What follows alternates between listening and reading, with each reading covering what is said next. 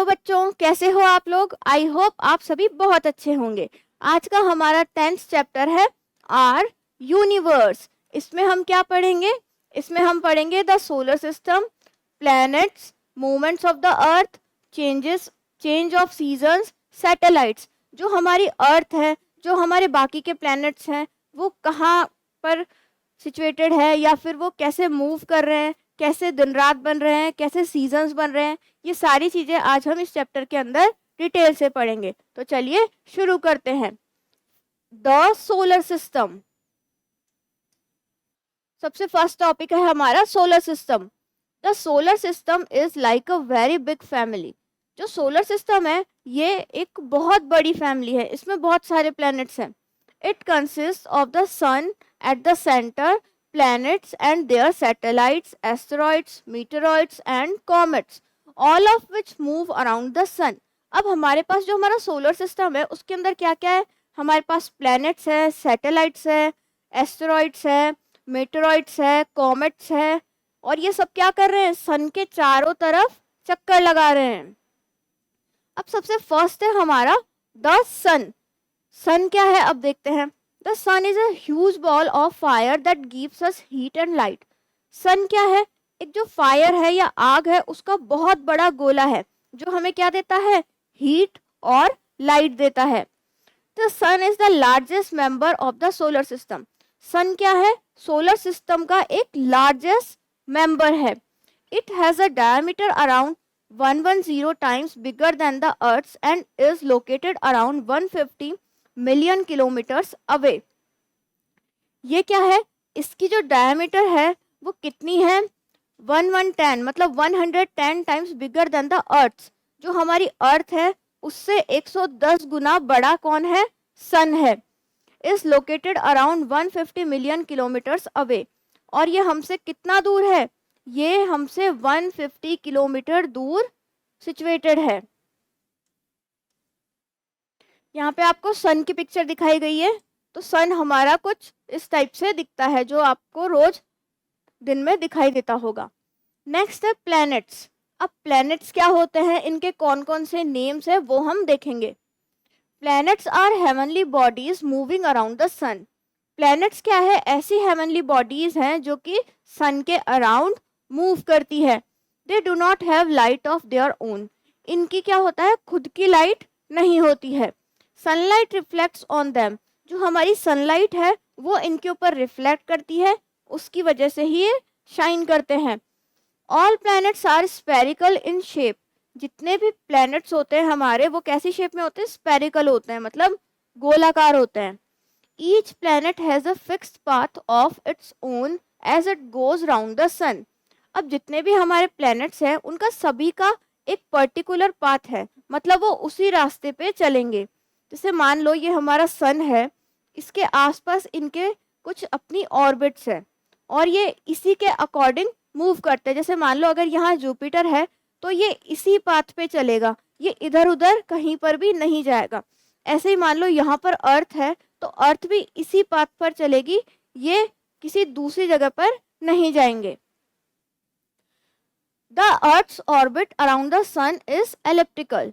जो हमारी अर्थ की ऑर्बिट है सन के पास में वो कैसी है? एलिप्टिकल है, मतलब एक इस टाइप की शेप में उनकी ऑर्बिट है। Movements of planets are of two types, rotation and revolution.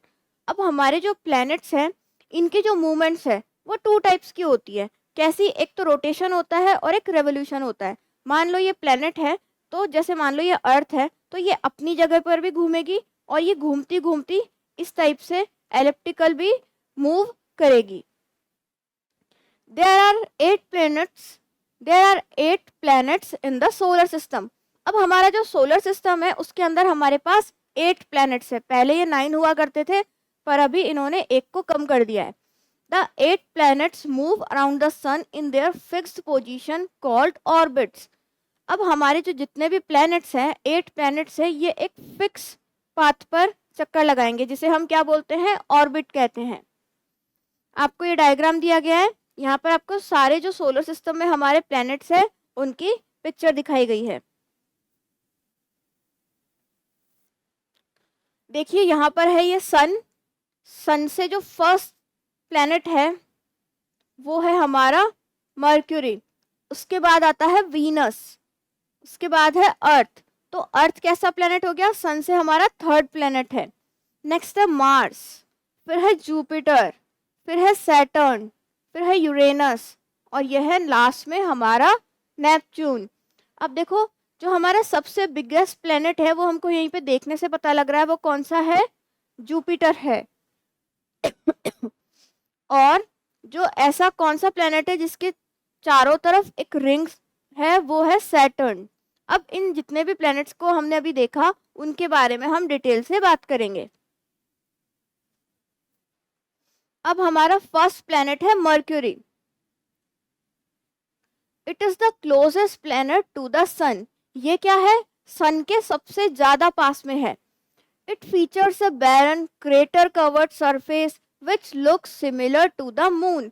अब इसका जो सरफेस है, इसका जो एरिया है वो कैसा, वो बैरन है, मतलब सब बंजर टाइप का है, और क्रेटर कवर्ड इसका सरफेस है। मतलब क्रेटर होते हैं ना जो वॉल्केनोज में होते हैं, उनको किसी ने कवर कर दिया हो, इस टाइप का सा कुछ ऐसा सरफेस है इनका, जो कि बिल्कुल मून जैसा हमको दिखता है। नेक्स्ट है Venus. It is the second closest planet to the sun. Venus क्या है, सन के सबसे पास में सेकंड पोजीशन पर है। It is also called earth twin planet. इसे हम क्या बोलते हैं, अर्थ का ट्विन प्लैनेट भी कहते हैं। अब क्यों कहते हैं, क्योंकि as its shape and size is very much similar to our earth, because क्योंकि इसकी जो शेप और जो साइज है वो क्या है, अर्थ से बिल्कुल सिमिलर है। नेक्स्ट है हमारा अर्थ, जहां पर हम रहते हैं। It is the fifth largest planet in the solar system. ये क्या है, हमारे सोलर सिस्टम का फिफ्थ लार्जेस्ट प्लैनेट है, मतलब इससे पहले 4 कोई प्लैनेट भी हैं। It is called the blue planet as almost 70% of its surface is covered with water. और इसे हम क्या कहते हैं, ब्लू प्लैनेट भी कहते हैं। क्यों कहते हैं, क्योंकि जो हमारी अर्थ है उसका जो 70% जो एरिया है वो वाटर से कवर्ड है। और जब हम जो हमारी अर्थ है उसको स्पेस से देखेंगे तो हमको ये ब्लू कलर की दिखती है, इसलिए हम इसको ब्लू प्लैनेट भी कहते हैं। It is the only planet which is covered with water.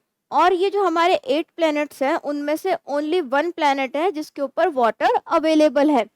It is the only planet in the solar system where life exist. और ये हमारा ऐसा इकलौता प्लैनेट है जहाँ पर लाइफ एग्जिस्ट करती है, मतलब जो ह्यूमन बींग्स है, एनिमल्स है, प्लांट्स है, वो यहाँ पर सरवाइव कर सकते हैं। बाकी के जो हमारे प्लैनेट्स है वहाँ पर लाइफ एग्जिस्ट नहीं करती है, वहाँ पर कोई भी नहीं रहता है। ये आपको यहाँ पर अर्थ की पिक्चर दिखाई गई है, तो आपको देखिए यहाँ पर जो मोस्ट ऑफ द पार्ट है वो आपको ब्लू दिखाई दे रहा है।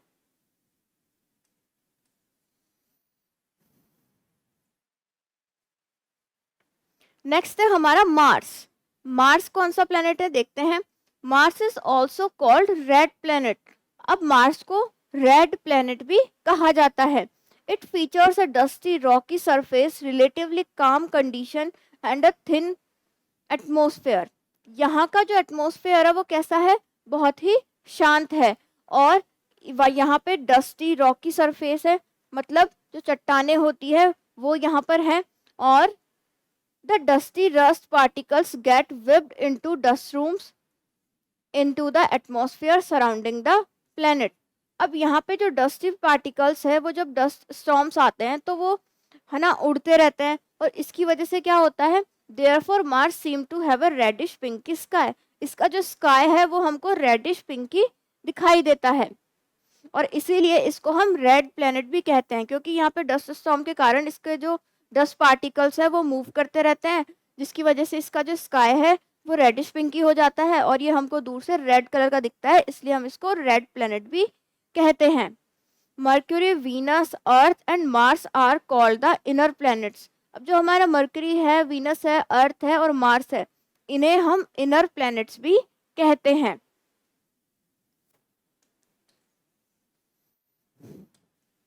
अब नेक्स्ट है हमारा Jupiter.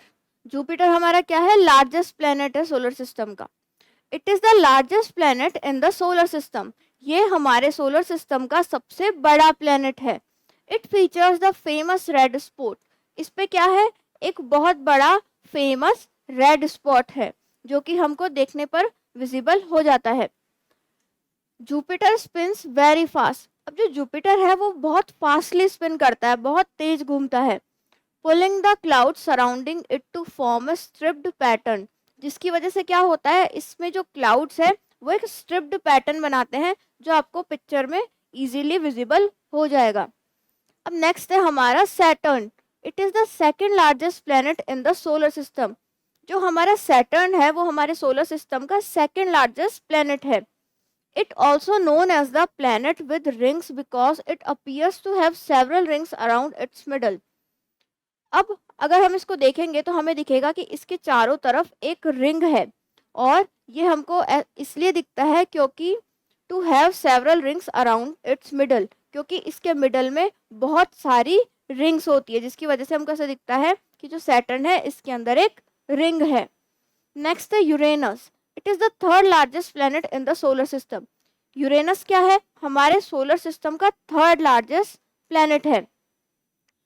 It rolls like a barrel rather than spin like the अर्थ।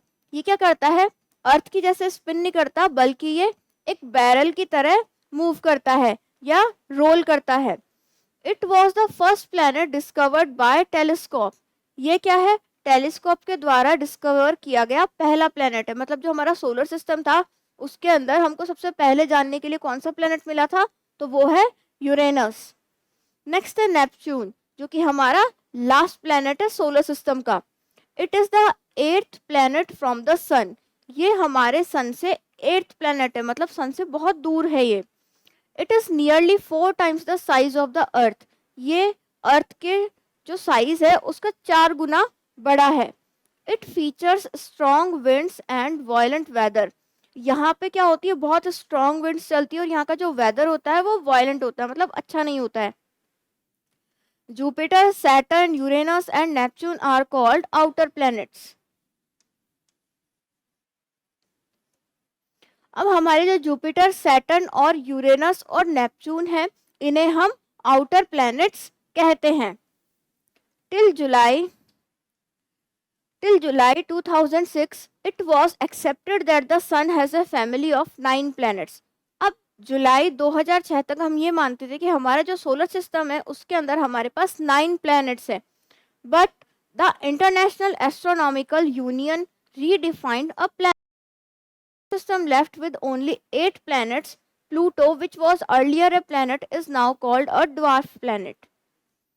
पर क्या हुआ, जो हमारी इंटरनेशनल एस्ट्रोनॉमिकल यूनियन है उन्होंने हमारे सोलर सिस्टम को दोबारा रीडिफाइन किया और कहा कि आज से हमारे सोलर सिस्टम के अंदर ओनली 8 प्लैनेट होंगे, और जो हमारा प्लूटो है उसे उन्होंने ड्वार्फ प्लैनेट का नाम दे दिया। क्यों, क्योंकि ये साइज में बहुत छोटा था। नेक्स्ट है एस्टेरॉइड्स। अब एस्टेरॉइड्स क्या होते हैं, चलिए देखते हैं। Asteroids are small rocky objects that are made up of rock and metal. अब एस्टेरॉइड्स क्या होते हैं, ऐसे ऑब्जेक्ट होते हैं, स्मॉल रॉकी ऑब्जेक्ट्स होते हैं जो कि किस किस से बने होते हैं, रॉक एंड मेटल से बने होते हैं। They move around the orbits of the Mars and Jupiter. ये कहाँ घूमते हैं, मार्स और जुपिटर की जो ऑर्बिट है उसके चारों ओर ये चक्कर लगाते रहते हैं। नेक्स्ट है मीटेरॉइड्स। अब मीटेरॉइड्स क्या होते हैं, meteoroids are small pieces of rocks that move around the sun. ये रॉक्स के कुछ ऐसे स्मॉल पीसेस हैं जो कि जो हमारा सन है उसके चारों तरफ मूव करते रहते हैं। Their sizes are different ranging from tiny dust grains to small asteroids. अब इनकी जो साइजेस है वो डिफरेंट हो सकती है। ये बिल्कुल छोटे छोटे जो मिट्टी के कण होते हैं उतने छोटे भी हो सकते हैं, या फिर जो स्मॉल एस्टेरॉइड्स होते हैं उस शेप के या साइज के भी हो सकते हैं। If you have ever looked up at the sky at night and seen a streak of light or shooting star is actually a meteoroid. अब आपने रात को क्या देखा होगा, एक है ना लंबी सी लाइट आती है ऐसे और नीचे आते आते वो गायब हो जाती है, जिसे हम नॉर्मली क्या बोलते हैं, टूटता हुआ तारा। लेकिन वो क्या होता है, वो टूटता हुआ तारा नहीं होता है, वो क्या होते हैं, हमारे मीटेरॉइड्स होते हैं, जिसे हम शूटिंग स्टार भी कहते हैं। When a meteoroid enters the Earth's atmosphere at a high speed, it heats up and begins to burn. अब जब कोई मीटेरॉइड्स होता है, हमारे जो अर्थ का जो एनवायरनमेंट है उसके अंदर एंटर करता है, तो वो क्या करता है, बहुत ज़्यादा बर्न करता है, जिसकी वजह से वो हमको ऐसे चमकता हुआ दिखाई देता है। It is called a meteor, और इसे हम क्या बोलते हैं, फिर हम मीटियर कहते हैं, जब वो हमारे अर्थ का जो एटमॉस्फेयर है उसके अंदर जब वो एंटर करता है तब। However, when it survives in the atmosphere and lands on the ground, it is called a meteoroid. और जब वो क्या करता है, हमारे एटमॉस्फेयर के अंदर सरवाइव कर जाता है और हमारी जो लैंड है या ग्राउंड है वहां पर पहुंच जाता है, तब हम उसे क्या बोलते हैं, मीटेरॉइड कहते हैं। नेक्स्ट है हमारे कॉमेट्स। अब हम देखेंगे what is comet. Comets are large objects made of dust and ice that orbit the sun. अब कॉमेट्स क्या है, ये आइस और डस्ट से बने हुए हैं, जो क्या करते हैं, सन के चारों तरफ चक्कर लगाते हैं। They move around the sun in elongated orbits. अब जो हमारी ऑर्बिट्स है सन के चारों तरफ जो फिक्स है, उन्हीं के आसपास ये क्या करते हैं, मूव करते हैं। When a comet comes close to the sun, it begins to heat up and give off dust and gases and appears to glow. जब भी कोई कॉमेट है सन के पास आता है, तो ये क्या करता है, अपनी जो हीट और जो डस्ट और जो गैसेस है ना, उनकी वजह से क्या करता है, ग्लो करने लगता है। ये क्या करता है, डस्ट को तो हटा देता है, गैसेस को हटा देता है, जिसकी वजह से ये सन के पास आएगा और ग्लो करने लग जाएगा। This vaporization of frozen gases from a comet's tail stretching away from the sun, इससे क्या होता है, जो वेपोराइजेशन होता है फ्रोजन गैसेस का, उसकी वजह से क्या होता है, जो कॉमेट्स की हमको टेल ऐसे दिखती है, और comets can be seen with the necked I from earth around every 76 year. और जो कॉमेट्स है उनको हम हर 76 ईयर्स के बाद नेक्ड आई से भी देख सकते हैं। अब हम देखेंगे मूवमेंट्स ऑफ द अर्थ। अब जो हमारा सोलर सिस्टम है उसके अंदर हमारा जो मोस्ट इंपॉर्टेंट प्लेनेट है वो है अर्थ। अब उसके कुछ मूवमेंट है, और वो मूवमेंट 2 टाइप्स के हैं, उनके बारे में हम डिटेल से पढ़ेंगे। ये हमारा अर्थ है, इसकी एक एक्सिस होती है यहाँ पे, ये हमारे डायरेक्शंस है नॉर्थ, साउथ, ईस्ट और west. We already know that earth rotates on its axis. हमें पता है कि जो हमारी अर्थ है वो इसकी एक्सिस के ऊपर ही रोटेट करती है। जैसे मान लो ये अर्थ है, हल्की सी ऐसे टिल्टेड है, मतलब झुकी हुई है, और इसकी जो एक्सिस है इसी के ऊपर ये इस तरीके से मूव करती है। It goes around the sun along a fixed path, और ये क्या करती है, सन के चारों तरफ एक फिक्स पाथ पर चक्कर लगाती है। The axis is an imaginary line around which the earth spins. अब जो एक्सिस है हमारी क्या है, इमेजिनरी लाइन है, मतलब ये काल्पनिक है, ये सच्ची में हमने नहीं बना रखी है, और उसी एक्सिस लाइन पर हमारी जो अर्थ है वो मूव करती है। The axis has 2 ends known as poles. अब हमारी जो एक्सिस है उसके 2 एंड है, जैसे एक ये ऊपर वाला है और एक ये नीचे वाला है, इसे हम नॉर्थ पोल कहते हैं और इसे हम साउथ पोल कहते हैं। The pole towards north is known as north pole and pole towards the south is known as south pole. जो नॉर्थ की तरफ पोल है उसे हम नॉर्थ पोल कहते हैं और जो साउथ की तरफ है उसे हम साउथ पोल कहते हैं। The axis is tilted at one angle of 23.5 degree. जो हमारी एक्सिस है, जो हमारी अर्थ की जो एक्सिस है वो 23.5 डिग्री टिल्टेड है। The rotation of the earth on its axis causes day and night, whereas revolution of earth causes the seasons. अब हमारे पास क्या है, 2 टाइप के मूवमेंट्स है अर्थ के, एक तो है रोटेशन और एक है रेवोल्यूशन। जो हमारा रोटेशन है उसकी वजह से तो हमारे दिन और रात बन रहे हैं, और जो हमारा रेवोल्यूशन है उसकी वजह से हमारे सीजन्स बन रहे हैं। अब रोटेशन कैसे होता है, जो हमारी अर्थ है खुद की जगह पे ही इस तरीके से घूम रही है, वो तो हुआ हमारा रोटेशन, मतलब 24 आवर्स का जो समय लेगी। अब जो हमारी अर्थ है खुद की जगह पर ऐसे घूमते घूमते अपनी जो ऑर्बिट के अंदर भी चक्कर लगा रही है, जिसमें लगभग 365 डेज का समय लगता है, उसे हम कहते हैं रेवोल्यूशन। जिसकी वजह से क्या होता है, हमारे सीजन्स बनते हैं, जो हमारे विंटर, समर, ऑटम, स्प्रिंग, ये सब किसकी वजह से बन रहे हैं, रेवोल्यूशन की वजह से बन रहे हैं।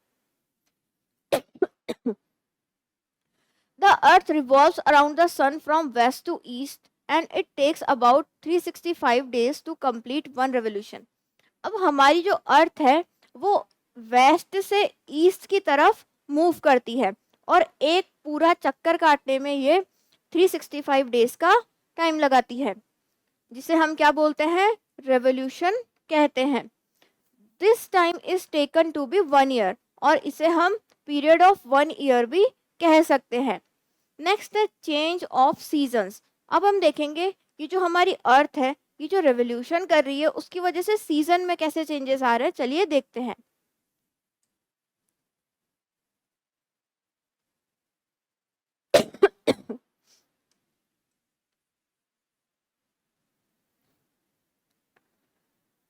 The revolution of earth around the sun causes season. अब जो हमारी जो अर्थ है उसका जो रेवोल्यूशन है उसकी वजह से क्या होते हैं, सीजन्स बनते हैं। The seasons occurs because the earth is tilted at a fixed angle. अभी जो हमारे सीजन से ये क्यों बनते हैं, क्योंकि जो हमारी अर्थ है वो एक फिक्स एंगल पे टिल्टेड है, हल्की सी, जैसे ये मान लो गोल है तो ये हल्की सी ऐसे झुकी हुई है, जिसकी वजह से क्या बनते हैं, हमारे सीजन्स बनते हैं।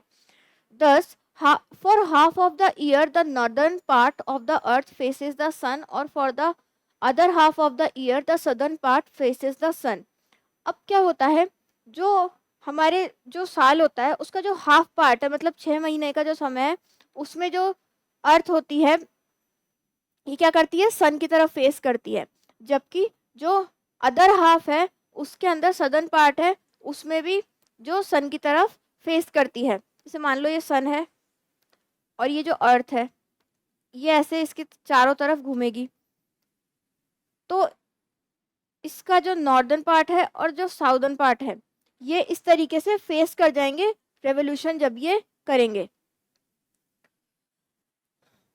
The part of earth that faces the sun has summer and the part that away from the sun has winter. अब इसकी वजह से क्या होगा, अर्थ का वो पार्ट जो कि सन की तरफ फेस कर, जैसे मान लो ये सन है ये अर्थ है, तो ये सन की तरफ फेस हो गया तो इस टाइम पे हमारे समर सीजन बनेगा। और अगर सन के पीछे की तरफ चले गया तो वो क्या करेगा, उस टाइम पे हमारा विंटर वाला सीजन बनेगा। जैसे मान लो ये अर्थ है, जो आगे वाला पार्ट है यहाँ पे ये सन है हमारा, तो इस टाइम पे क्या होगा, समर सीजन आ जाएगा। लेकिन अर्थ की जो पीछे वाला पार्ट है, ये वाला पार्ट है, ये तो सन के सामने नहीं है, तो यहाँ पर क्या बनेगी, फिर विंटर बनेगा।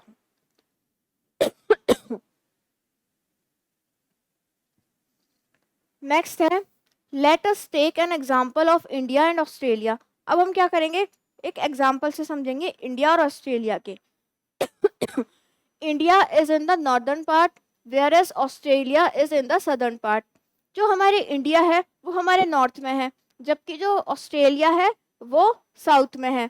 This is why when it is winter in India Australia has summer. इसकी वजह से क्या होता है, जब इंडिया के अंदर विंटर होते हैं तो ऑस्ट्रेलिया के अंदर समर्स होते हैं। जैसे मान लो ये हमारी अर्थ है, इसके अंदर यहाँ पे इंडिया है,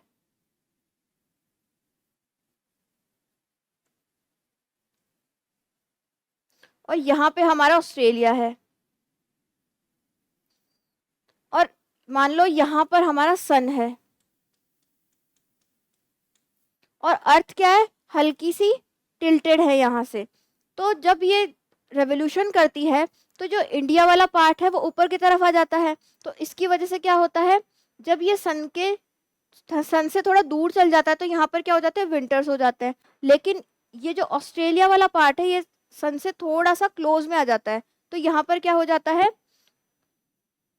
यहाँ पर समर्स हो जाते हैं। In India we have 4 season, summer, monsoon, autumn and winter. अब हमारा जो इंडिया है हमारे पास 4 सीजन है, कौन कौन से, समर है, मानसून है, ऑटम है और विंटर है। अब ये किस तरीके से बन रहे हैं, चलिए देखते हैं।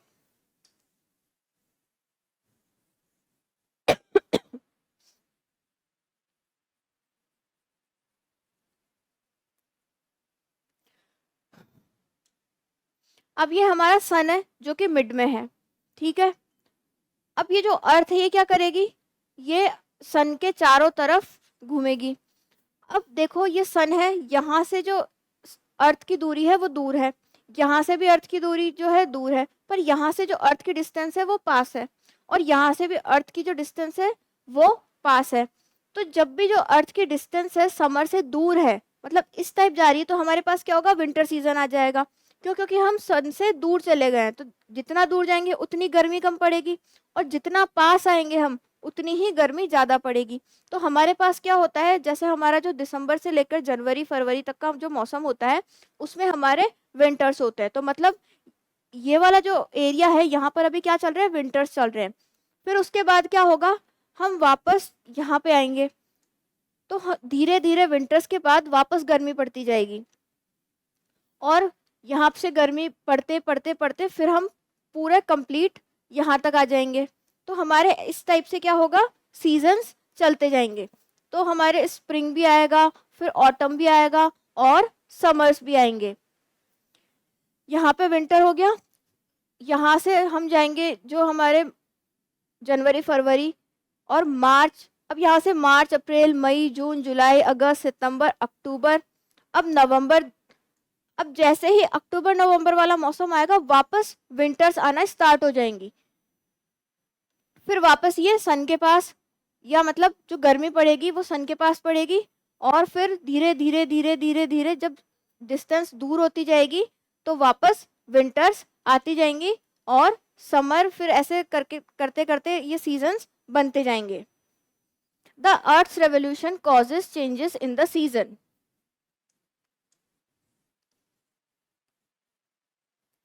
अब ये जो अर्थ का रेवोल्यूशन है इसी की वजह से हमारे पास चेंजेस आते हैं।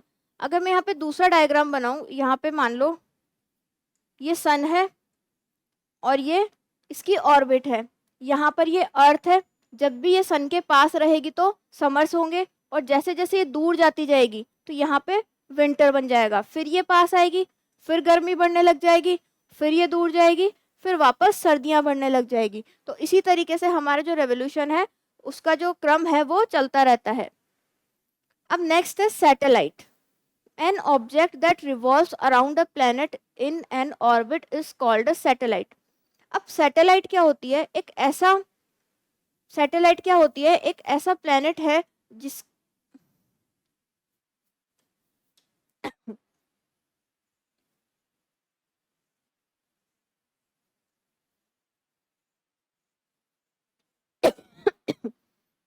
नेक्स्ट है satellite. An object that revolves around a planet in an orbit is called a satellite. एक ऐसा ऑब्जेक्ट जो कि प्लेनेट के चारों ओर रिवॉल्व करेगा, राउंड लगाएगा, वो हमारा सैटेलाइट होता है।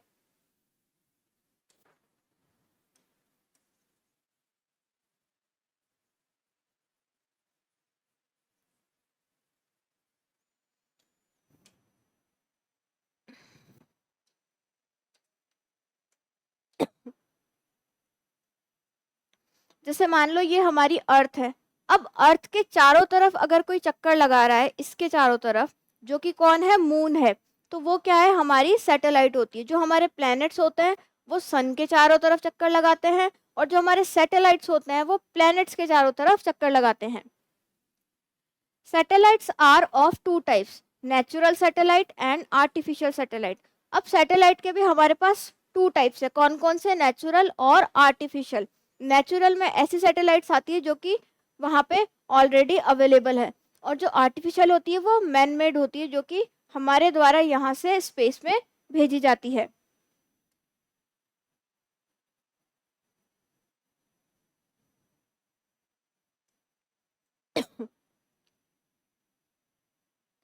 फर्स्ट है natural satellite. Natural satellites are natural objects that orbit the other planets and our own Earth. अब जो नेचुरल सैटेलाइट्स है वो एक ऐसा ऑब्जेक्ट है जो कि हमारे जो अदर प्लैनेट्स हैं उनकी ऑर्बिट पे इस तरह से चक्कर लगाती है। The moon is a natural satellite which orbits the earth. जो मून है वो हमारे अर्थ की एक नेचुरल सैटेलाइट है। The moon does not produce its own light. जो मून है वो जो हमारे जो मून है, जो सैटेलाइट है, इसकी क्या है, खुद की लाइट नहीं है, ये सन से रिफ्लेक्ट होकर शाइन करता है। It shines because it reflects the sunlight that falls on its surface. ये शाइन क्यों करता है? जो हमारी सनलाइट होती है वो इसके ऊपर पड़ती है, जिसकी वजह से रिफ्लेक्ट करता है लाइट को और ये शाइन करता है। तो ये आपको मून की पिक्चर दिखाई गई है यहाँ पे। नेक्स्ट है आर्टिफिशियल सैटेलाइट। अब ये देखिए, ये आर्यभट्टा और GSAT सैटेलाइट क्या है, आर्टिफिशियल सैटेलाइट से मतलब ये मैन मेड है, ये हमारे साइंटिस्ट ने बनाकर स्पेस में भेजी थी। Man-made satellites which are moving around other planets are called artificial satellites. अब ऐसी man-made satellites जो कि अदर planets के चारों तरफ मूव कर रही है, उन्हें हम क्या बोलते हैं, आर्टिफिशियल सैटेलाइट्स कहते हैं। They have been launched by different countries to study space. अब ये डिफरेंट कंट्रीज द्वारा स्पेस के अंदर लॉन्च की जाती है ताकि वो स्पेस की स्टडी कर सके। For examples, INSAT, GSAT, Bhaskara, Aryabhatta are some of the that satellites launched by India. अब आपको ये जो एग्जाम्पल दिए गए हैं ये कैसी सैटेलाइट्स है, ये आर्टिफिशियल सैटेलाइट्स है, और ये जो हमारी INSAT है, GSAT है, या फिर भास्करा है, या फिर आर्यभट्टा है, ये सब इंडिया के थ्रू लॉन्च की गई है। Artificial satellites help in communications, weather forecasting, detect underground water etcetera. अब ये जो हमारी आर्टिफिशियल सैटेलाइट्स होती है, ये क्या क्या हेल्प करती है हमारी, जो हमारी वेदर से रिलेटेड फोरकास्टिंग होती है, जो भविष्यवाणियाँ होती है कि बारिश आने वाली है, कि आज गर्मी ज़्यादा पड़ेगी कि नहीं पड़ेगी, ये सारी चीज़ें हम सैटेलाइट की हेल्प से ही प्रिडिक्ट कर पाते हैं। नेक्स्ट है डिटेक्ट अंडरग्राउंड वाटर। जो अंडरग्राउंड वाटर है, जो कोई हमारा जो अर्थ है या अदर प्लैनेट्स है, उनके वहाँ पे कौन कौन से ऐसे प्लैनेट्स है जहाँ पे अंडरग्राउंड वाटर पाया जाता है, वो सारी चीज़ें भी हमको बताती है। और नेक्स्ट है कम्युनिकेशन, जो हम इंटरनेट वगैरह का यूज़ करते हैं वो भी हम इन्हीं के थ्रू कर पाते हैं। The weather bulletin we see every day on the television is based on the photograph and information gathered by some satellites. अब जो हम डेली वेदर से रिलेटेड न्यूज़ देखते हैं वो हमको कहाँ से मिलती है, या फिर पिक्चर्स देखते हैं हम, वो सब हमको जो सैटेलाइट होती है उसी की हेल्प से मिलती है। तो हमारा ये चैप्टर यहीं पर फिनिश होता है। अब हम देख लेते हैं इसका क्विक रिव्यू कि हमने इस चैप्टर के अंदर क्या क्या पढ़ा। First, the solar system consist of sun, planets, asteroids, meteoroids and the moon. जो हमारा सोलर सिस्टम है उसके अंदर क्या क्या होता है, sun, planets, asteroids, meteoroids and moon. Next है the fixed path in which planets revolve around the sun is called orbit. अब ऐसा फिक्स पाथ जिसके अंदर जो प्लैनेट्स है मूव करते हैं उसे हम क्या बोलते हैं, ऑर्बिट कहते हैं। नेक्स्ट है asteroids are small rocky objects that are made up of rock and metal moving around the sun. Asteroids ऐसे स्मॉल रॉकी ऑब्जेक्ट्स हैं जो कि किस किस से बने होते हैं, रॉक और मेटल से बने हुए होते हैं, जो कि सन के चारों तरफ चक्कर लगाते हैं।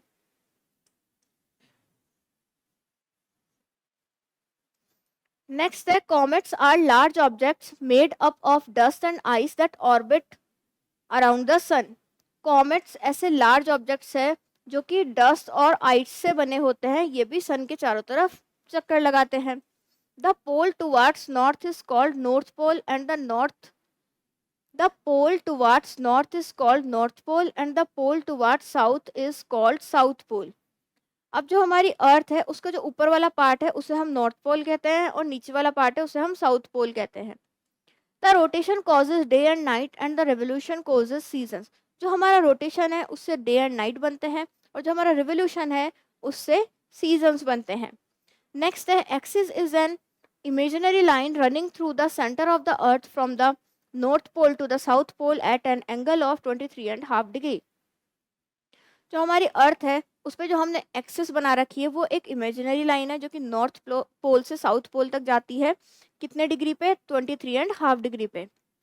Next satellites are of two types, natural satellite and artificial satellites. हमारे जो सैटेलाइट्स है ये हमारे पास टू टाइप्स के हैं, एक नेचुरल सैटेलाइट होता है और एक आर्टिफिशियल सैटेलाइट होता है।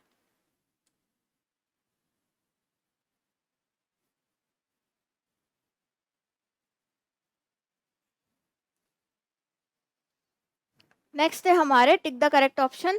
जिसमें से फर्स्ट है the sun is a star. Sun क्या है?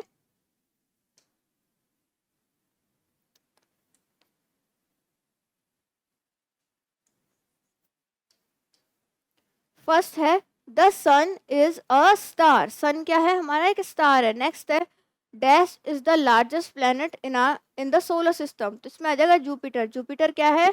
सोलर सिस्टम का लार्जेस्ट प्लेनेट है। नेक्स्ट है which of this heavenly bodies revolves around the planets. तो इसमें आ जाएगा सैटेलाइट। सैटेलाइट एक ऐसी हेवनली बॉडीज है जो कि प्लैनेट्स के चारों तरफ राउंड करती है। नेक्स्ट है dash planet is known as the blue planet. तो इसमें आ जाएगा Earth is known as the blue planet. Earth को ब्लू प्लैनेट के नाम से भी जाना जाता है। नेक्स्ट है is called the red planet. तो इसमें आ जाएगा Mars is called the red planet. Mars को रेड प्लैनेट भी कहा जाता है। नेक्स्ट है fill in the blanks. Earth's orbit around the sun is. Earth की जो ऑर्बिट है सन के पास में वो कैसी है? एलिप्टिकल।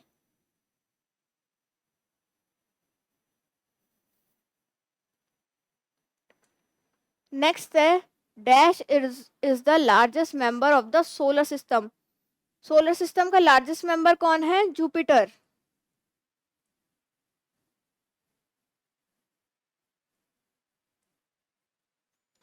नेक्स्ट है is the second largest planet in solar system. तो इसमें आ जाएगा सैटर्न। नेक्स्ट है dash does not produce its own light. तो इसका आ जाएगा planets does not produce its own light. Next है dash is a planet which features a barren crater covered surface which looks similar to the moon. जिसमें आ जाएगा mercury. Name them. आपको यहाँ पे 5 सेंटेंस दिए गए हैं जिसके अकॉर्डिंग आपको इनके नाम बताने हैं। फर्स्ट है the only planet where life exist. तो इसमें आ जाएगा अर्थ। अर्थ ऐसा ओनली प्लेनेट है जहाँ पर लाइफ एग्जिस्ट करती है। Next planet is known as earth twin planet. Earth के ट्विन प्लेनेट, अर्थ का जो ट्विन प्लेनेट है वो किसे कहा जाता है?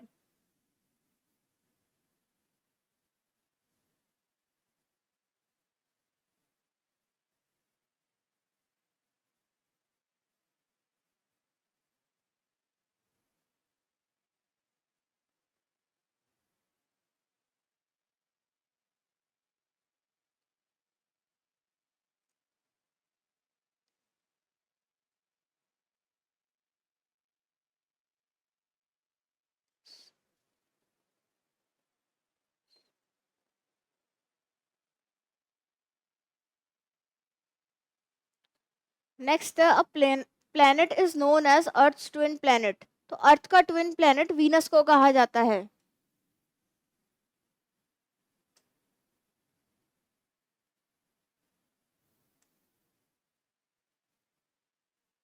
नेक्स्ट है this planet features the famous red spot. Famous red spot कौन से प्लेनेट पे था? जुपिटर।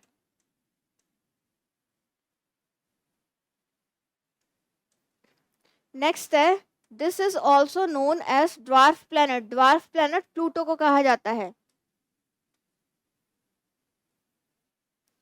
नेक्स्ट है this planet features strong winds and violent weather. तो ऐसा कौन सा प्लेनेट था जहां पर स्ट्रॉन्ग विंड्स और वायलेंट वेदर था? तो वो था नेपच्यून।